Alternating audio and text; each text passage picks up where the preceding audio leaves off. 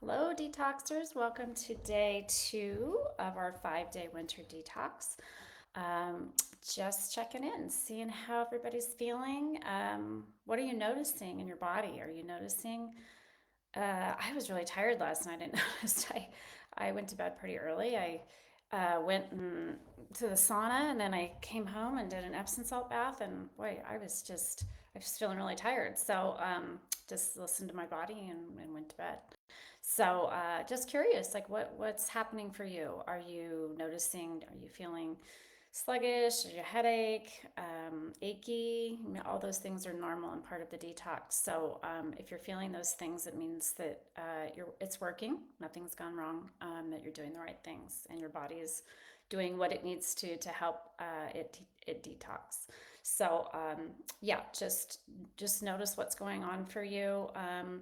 Usually day 3 is worse than 2. So just to warn you, tomorrow you might feel a little bit more intensity in some of those symptoms if you're having them.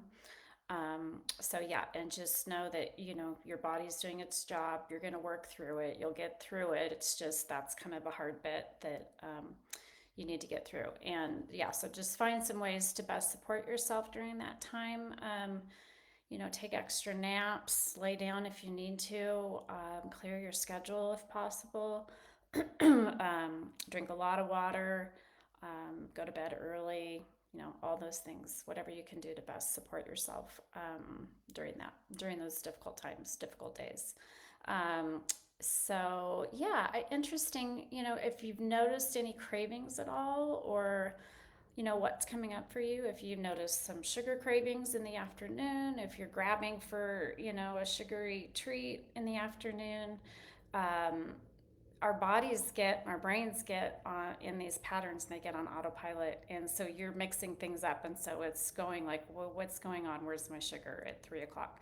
So that's normal, but just notice it.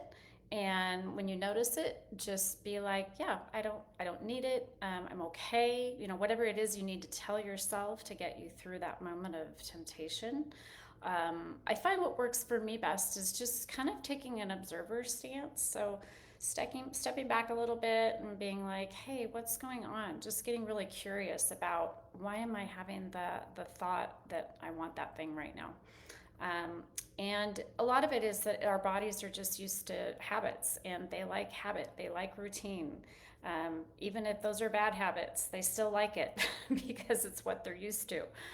It's mostly your brain. Your brain is wired for just those patterns and habits, those default patterns it's easy to fall into. So you're mixing things up. You're not giving it what it normally gets, and so yeah, I mean, you can expect it coming up with thoughts like, "Oh, I really want that candy bar right now. I really want that bag of chips right now." I mean, so just notice it. Be curious about it. Don't beat yourself up or have shame or punish yourself or speak meanly to yourself about it. Just notice and have some compassion toward it, and just compassionate curiosity toward what you're feeling or what you're experiencing or those cravings you might be having. um, let's see what else. Another possibility around cravings and the habits that we have that maybe aren't so healthy is that we use things to buffer from processing emotion. So, things that we use to buffer: food, alcohol, social media, even activities. I mean, things we can use to keep ourselves from actually feeling what we need to feel. So, this is a big part of our health, is the mental and emotional piece. So, maybe that's part of it for you. I don't know. But maybe you could do some exploring around that. Journaling is a great way to do that. Just asking yourself, like, the questions of, well, what's going on for me right now? Is there something I need to feel? And oftentimes we just feel it in our bodies first.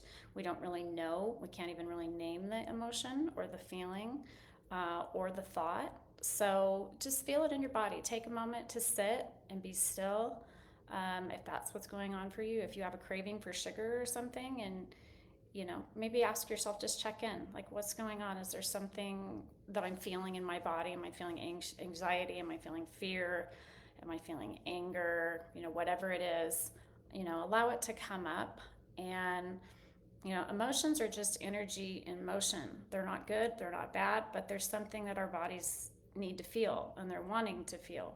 So when we don't do that, they get stuck in our bodies, and it can lead to inflammation and all kinds of problems. And our bodies are just so amazing that, I mean, they're like the most amazing pharmacy. Our bodies are a pharmacy.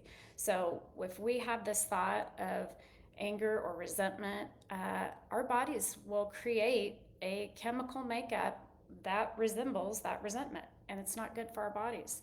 So it's really important that we talk about this, that we work through that. If that is something for you that you feel like, and most people don't even really know that that's what's going on for them.